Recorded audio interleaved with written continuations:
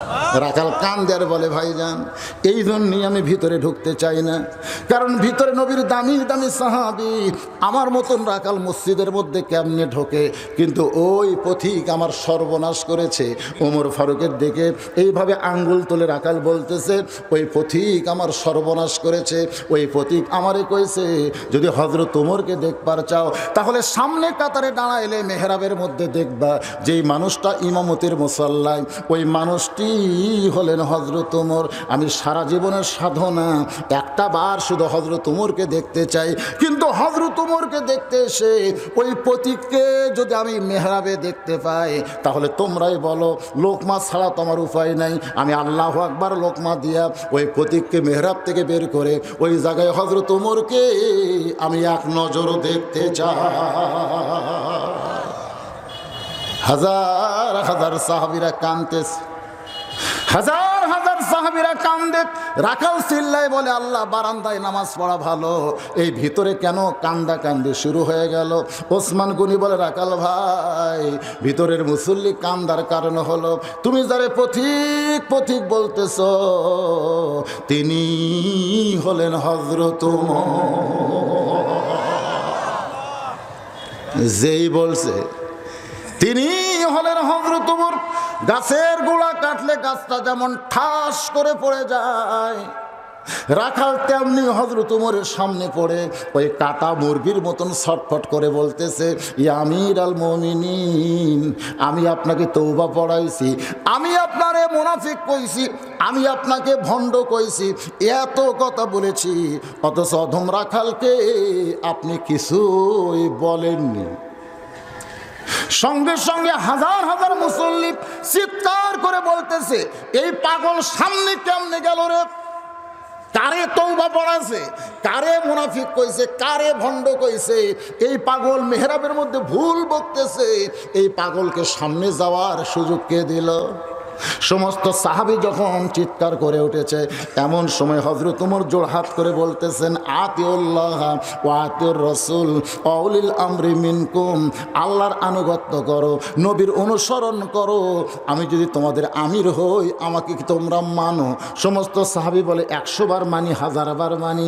ওমর ফারুক বলতেছেন, আমাকে তওবা বলাইছে, আমারে মুনাফিক কইছে, আমারে ভণ্ড কইছে, এত বড় কথা যে মেহরাবের মধ্যে বলতেছে, আল্লাহর কোরআন অনুযায়ী তার বিচার হবে। লিল্লাহে তাকবীর। ওমরের মতন মানুষকে বলতেছে তওবা পড়াইছে, মুনাফিক কইছে, ভণ্ড কইছে, অবশ্যই কোরআন দিয়া তার বিচার হবে। কিন্তু ভাইজানেরা, আকামত যখন হয়ে গেছে, আকামত যখন হয়ে গেছে, তখন 2 রাকাত ফজরের নামাজ আদায় করার পরে এই বিচারটা আমি তোমাদের সকলকে সঙ্গে নিয়ে করবার চাই। নামাজ 2 রাকাত পড়ি, এই বিচারটা তোমাদের সকলকে নিয়ে করবার চাই। সাহাবীরা বলতেছে, আমির আল মুমিনিন, নামাজের আগে বিচারটা করলে আমাদের ভালো হতো। ওমর ফারুক বললেন, না, আগে নামাজ। তো ফজরের 2 রাকাত ফরজ নামাজ পড়তে বড় জোর 5 মিনিট লাগবে। সাহাবীরা সকলে বলল, আমরা দেখতে চাই। সাহাবীরা দেখবে, কোরআন দিয়ে রাখালের বিচার হবে। আপনারা দেখবেন? কারা কারা দেখবেন? আল্লাহকে একটু হাত দেখেন তো দেখি। লিল্লাহে তাকবীর। হাত নামান, হাত নামান। লিমা তাকুলু মালা তাফালুন। আপনাদের হাত তোলার সাথে যদি আমলের মিল না হয় তাহলে কিন্তু আপনারা কি হবেন সেটা আপনারাই বোঝেন। তো 5টা মিনিট নামাজ পড়তে লাগবে। এই 5 মিনিট আপনাদের কাছে ব্যাগ যাবে, রুমাল যাবে। এখন যদি কেউ ওঠে, মনে করেন এখন যদি কেউ ওঠে, কারণ হাত তুলছে, শুনবি, দেখবি, এখন যদি কেউ ওঠে, আমরা এই দোয়া করতে পারি যে মরার কমপক্ষে বছর 2 আগে ওর প্যারালাইসিস হবে। কারণ আল্লাহর সাথে গাদ্দারি করা, বোঝেন না? হবে না। আপনারা কেউ উঠবেন না, মাত্র 5 মিনিটের ব্যাগ আছে, রুমাল আছে, বাবা শেষ হয়ে গেছে। সমস্ত সাহাবীরা তাকায় দেখে হযরত ওমর ফজরের ইমামতির সালাম ফিরায়া দাঁড়ায় গেছে। 2 ওয়াক্ত নামাজের সালাম ফিরায়া নবী সাহাবীর দিকে মুখ ঘুরাই, কিন্তু হযরত ওমর বসে নাই, হযরত ওমর দাঁড়ায় বলতেছেন, ইন্নাল্লাহ ইয়ামুরুকুম আন তুআদ্দুল আমানাতি ইলা আহলিহা ওয়া ইযা হাকামতুম বাইনান নাস আনতাহাকুমু বিল আদল, জোরে কোন সুবহানাল্লাহ। তোমরা যখন আমাকে বিচারক মেনেছো, রে নবীর সাহাবীরা, এই রাখালের বিচার তোমরা দেখতে চাও? যে রাখাল আমাকে তওবা পড়াইছে, আমারে মুনাফিক কইছে, আমারে ভণ্ড কইছে, আমি এখন আমার নফসের তাড়নায় বিচার করতে পারি না।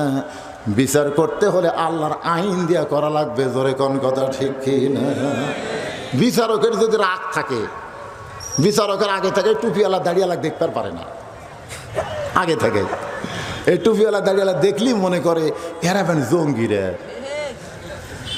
কি কন? শোনেন, কোন বিচারক যখন বিচারকের আসনে বসবে, তখন আল্লাহর এই আয়াতটা তাদের স্মরণে রাখতে হবে যে আমি বিচারক না, বিচারককে।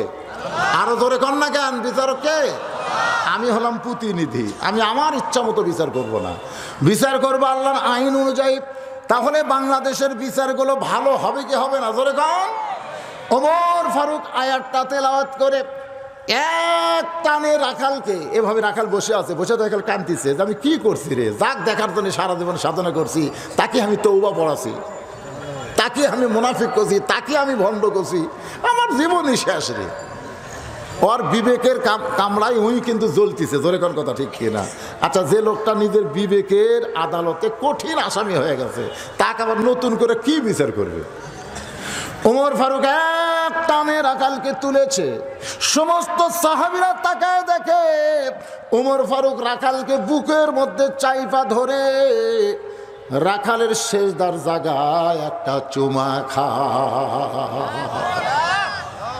সমস্ত সাহাবীরা বলে আমরা কি দেখলাম, আমরা কি দেখলাম? যে আপনাকে তওবা পড়ালো, যে আপনাকে মুনাফিকের কথা কইলো, যে আপনাকে ভণ্ডের কথা কইলো, তার বিচার না করে তাকে বুকের মধ্যে নিয়ে তার কপালে চুমা দিলেন কেন? ওমর ফারুক বলেন, সাহাবীরা রে, এই রাখালের এত কথা হজম করার পিছনে একটাই মাত্র কারণ, আমি রাখালকে দেখিনি, রাখালের ভিতরে আল্লাহর কোরআন দেখেছি। আপনারা যারা আজকের কোরআনের মাহফিল আইছেন, খালি কোরআন শুনলে হবে না, বাস্তবে বাংলার জমিন আমাদের কোরআন দেখা লাগবে, জোরে কোন ঠিক কিনা? এখন কোরআন দেখতে গেলে আমাদের কি করা লাগবে সেটা আপনারা যাবেন আর চিন্তা করবেন। এই কোরআনের পক্ষে আমাদের থাকার দরকার আছে না নাই? কারা কারা আল্লাহর কোরআনের পক্ষে দুই হাত তোলে হা বলুন লিল্লাহি তাকবীর। আল কোরআনের আলো ঘরে ঘরে না, সব জায়গায় না। সংসদ না, সংসদের কথা বললে ওরা আবার কবি যে ওই দল রে, ওই দল, ও দরকারই নাই। আমরা বলবো সব জায়গা, তার মধ্যে সংসদ আছে না নাই? রাজবাড়ি, ডিসি অফিস, এসপি অফিস, তো খালি সংসদের কথা কন কেন?